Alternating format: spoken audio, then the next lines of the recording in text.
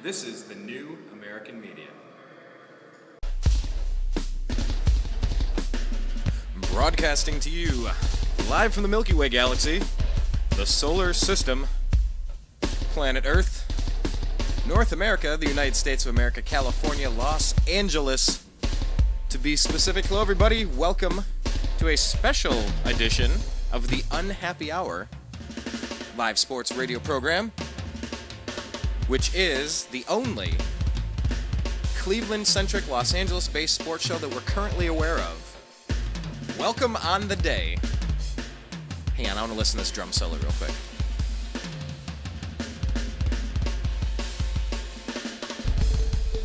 I gotta love the drumming of Johnny Rabb.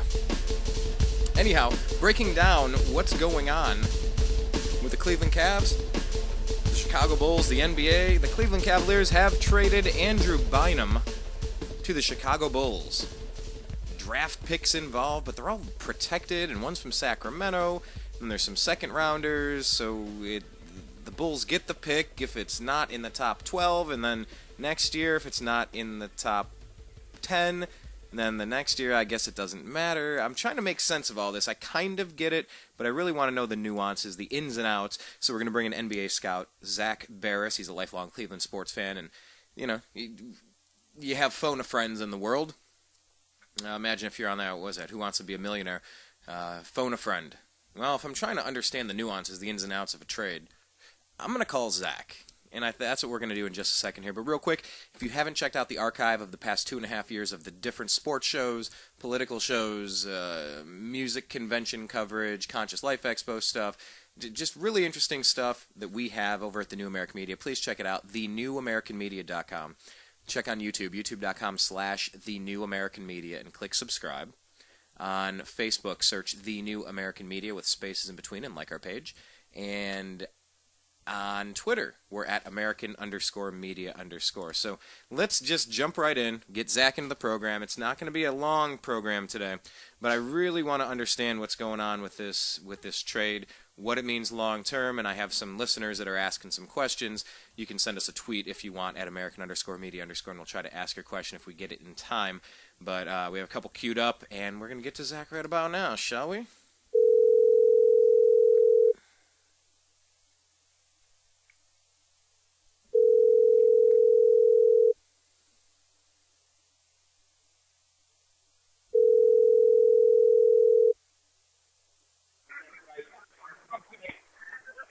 Hello? Zach, welcome to a special edition of the Unhappy Hour. Welcome back to the program. How are you doing today, sir? Good. Just a little bit of a dinner meeting, but I'm taken out of it right now. Well, hey, you know, I told everybody in the beginning this is going to be quick, but you're my phone a friend trying to understand and break down the details of the trade. Obviously, Andrew Bynum was traded so that the Bulls can cut him and save a whole bunch of money. The Cavs get Luol Deng, but we're only renting him for half a year. Let's just break down every aspect of this that we can think of. Start with Bynum. Okay, let's put it this way. Both teams won in the trade. Both teams got what they wanted out of this trade.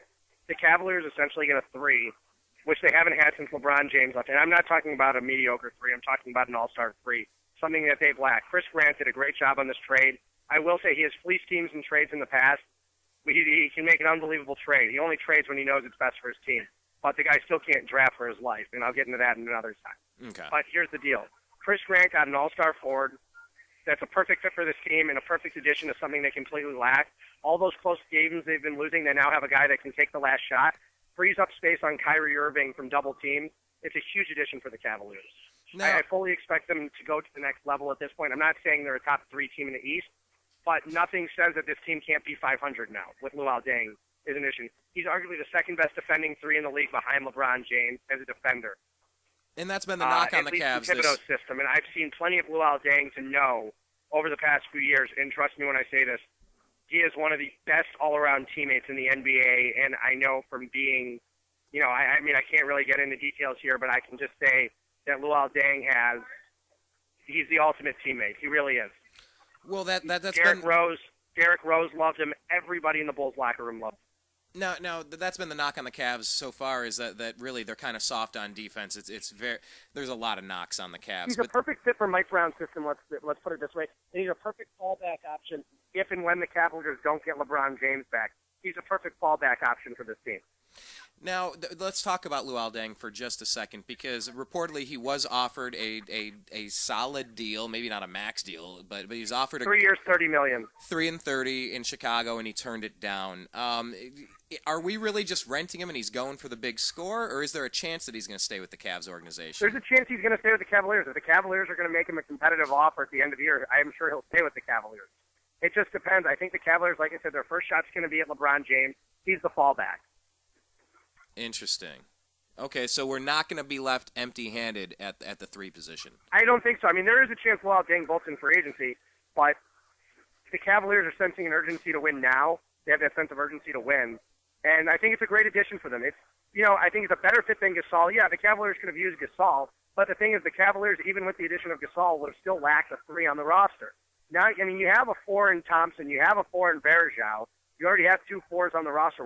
You didn't really need a third, unless you want to play Gasol at the 5 or Bergeau at the 5. And Gasol sometimes plays really well in the pick and roll at the 5. But if it's me, I'm going to take Luol Deng on this team as a fit. He's a better fit than Pau Gasol is. Well, you were talking about the urgency for the Cavs to win now, but everyone's saying there's maybe 7 or 8 just game-changing players coming out of the draft. Is this the right year to get into I mean, back on if the I were Cavs? the Cavaliers, I probably would have tanked for this year. But I think what the aspect of, I think right now you're trying to retain Kyrie Irving and show him that we're committed to winning, is the Cavaliers front office is trying to say. We are committed to winning. And, and if Kyrie can believe in that, and this team's willing to take on $8.5 million in extra salary, and, it's something that he has to look at and go, okay, they really are committed to winning. They're bringing me an all-star small forward. Dion's playing at the top of his game right now. We don't necessarily fit together, but if he can play that well when I'm not in the court, we might be okay. Now, the Cavaliers still need a true center on their roster, whether it's, I really don't know who that's going to be. But, in trading, and also in this deal, they gave up 2 second-round picks, and then they also gave up the first-rounder of Sacramento. That could that could conceivably be turned into a second-rounder if Sacramento doesn't improve soon. Okay, so I want to break that. I like the deal from both teams. The Chicago Bulls are now under the luxury tax. That's the biggest thing you have to take for it. In a season where they know was lost. Right. The Bulls season is lost without Derrick Rose. And, it's not, Bellinelli's not there. Nate Robinson's there. They're not right there. They didn't have anything to make up for the scoring this year. The Bulls can now get down, have that top draft pick to go team along with Rose, and make their pitch to Carmelo Anthony in free agency. Okay. Now that.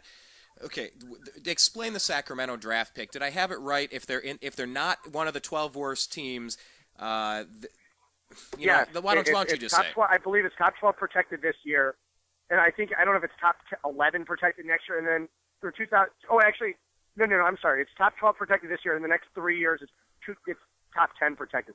And everything tells me that Sacramento stinks, and they're probably going to be in the top 10 for the next few years, unless they somehow get the number 1 overall. And then that actually bounces to a second-round pick at that point? Yeah, so Chicago made out of it because they're now under the luxury tax line. They're not going to be they're not going to be repeat offenders in the tax. As I tweeted out last night when the trade happened, I said that the Bulls would release Andrew Bynum. I knew that on the spot. It was a guaranteed release. He wouldn't even be taking the physical. He'd be waived by 5 this afternoon. I honestly haven't even talked to anyone all day. I've been incredibly busy doing my own thing today, working on some other stuff out here in Las Vegas. But I can tell you that Chicago will not be picking up the salary, so it's not a problem. I knew last night before the trade was made exactly what the details were. I knew what was going on. It kind of caught me on surprise how quick it did. I didn't even find out. I didn't find out from an NBA personnel. I happened to look online real quick. Actually, it showed up on the Cavs thing, on the Cavs Twitter. It showed up real fast. And I didn't even see it. A press release was already made before anybody broke the news. So, it was real fast last night. It was real fast because I was trying to get an update. I had mentioned weeks before on the show that there was a decent chance that deal actually happened. And that is true. That deal had been on the table for a month. 3 weeks to a month. Yeah, go back to our previous episodes. You've been talking about this for a while, and everybody knew that the Cavs were shopping Bynum. Question was, is it Pau? Is it going to be Deng? Is some other third team going to jump in and do something Evan unexpected? Turner. I mentioned those are the 3 possibilities that were. It was Pau, Evan Turner, and Luol Deng the whole time. And, Philadelphia should have traded Evan Turner a month ago.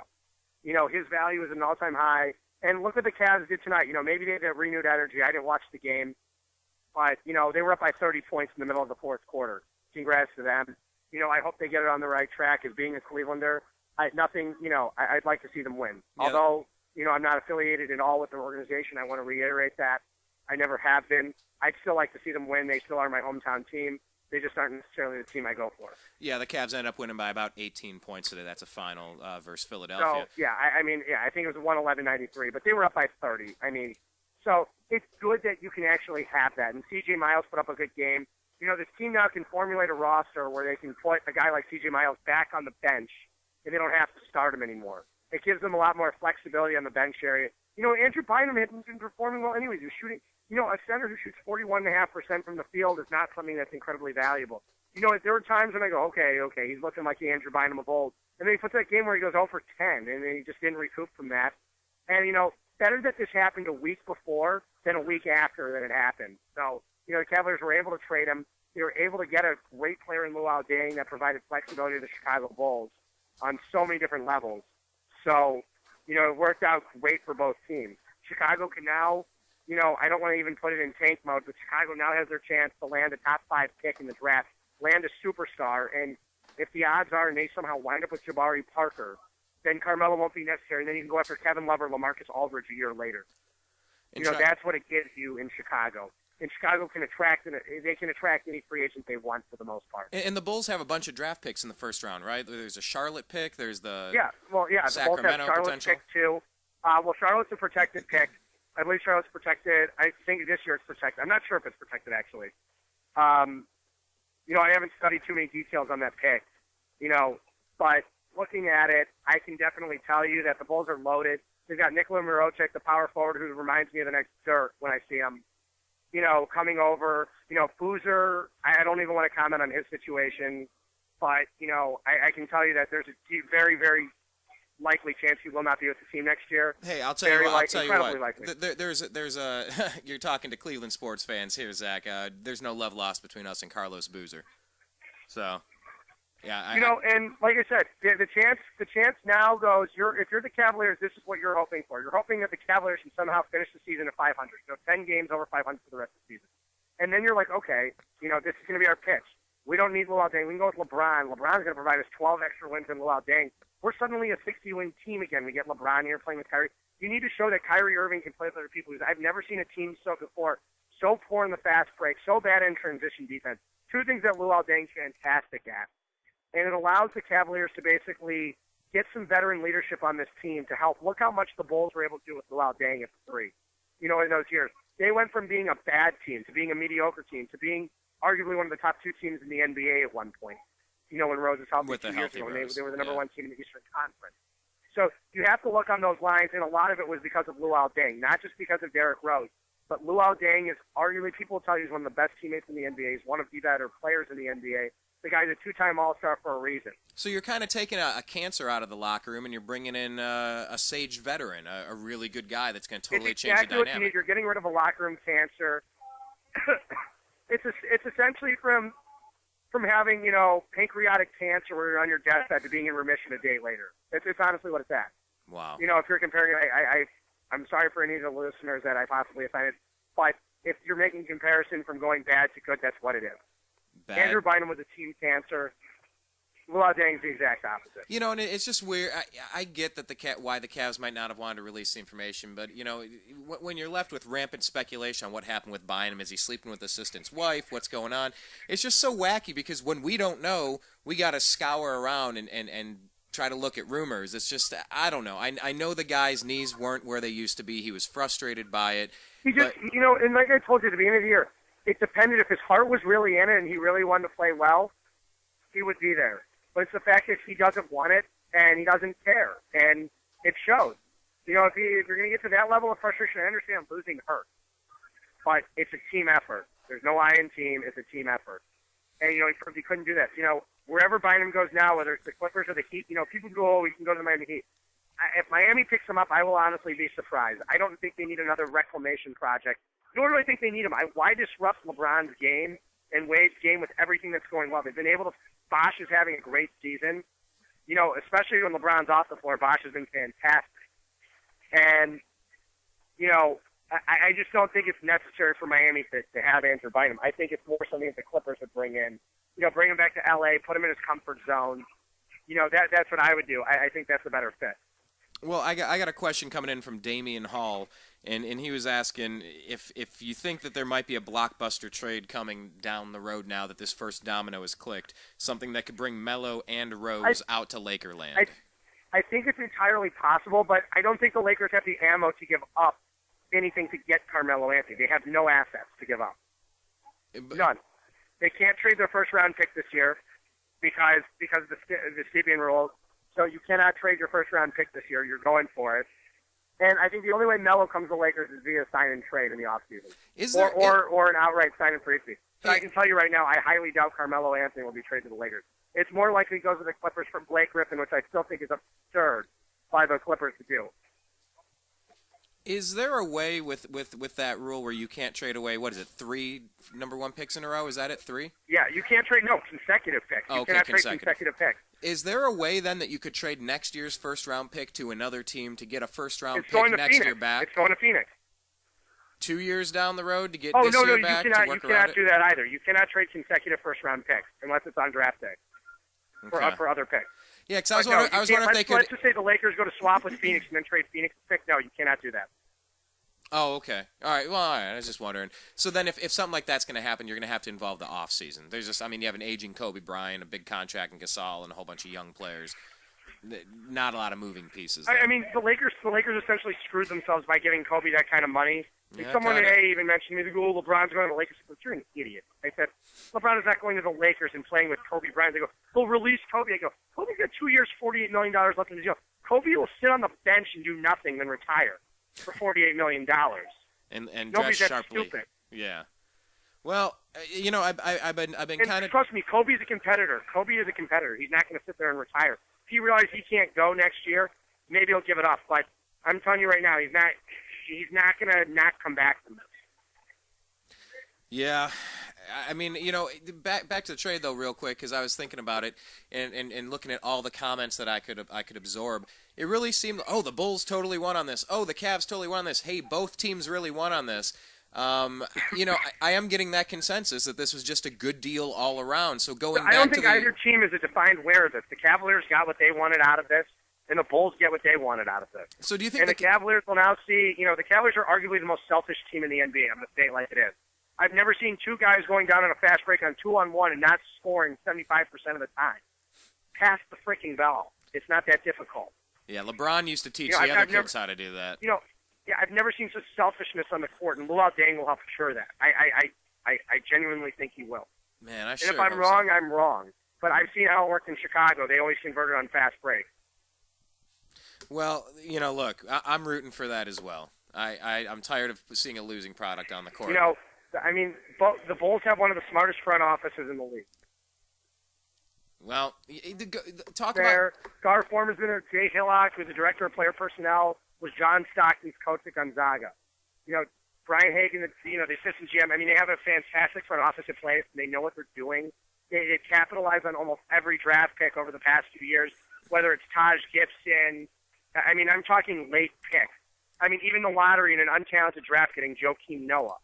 They've done, taking Rose over Michael Beasley. A lot of smart decisions from their front office have come a long way. And that's how you do it. They know what they're doing on the field. Before Chicago get upset about it, not going to beat Miami or not. Hang on, Zach, we lost you. Are you holding the phone different? All right, we got you.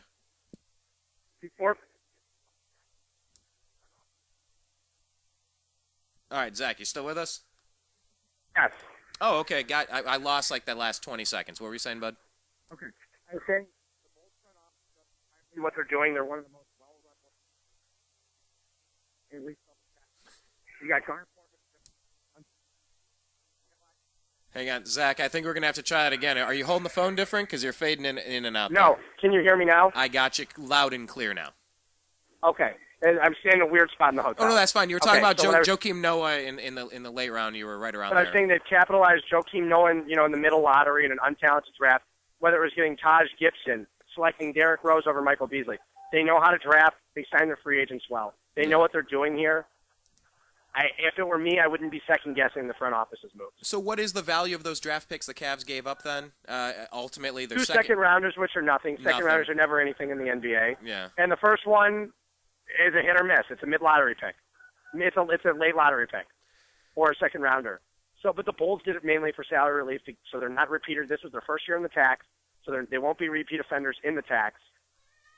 Are there a lot of teams that can take those second-round picks, bundle them up to try to move up for one first-round No, pick? it doesn't work. It's not the NFL. It's just not so much. It just is what it is. You might be able to move up a few 4 or 5 spots, but you're not moving up with 9 second-round picks to the top 5 pick.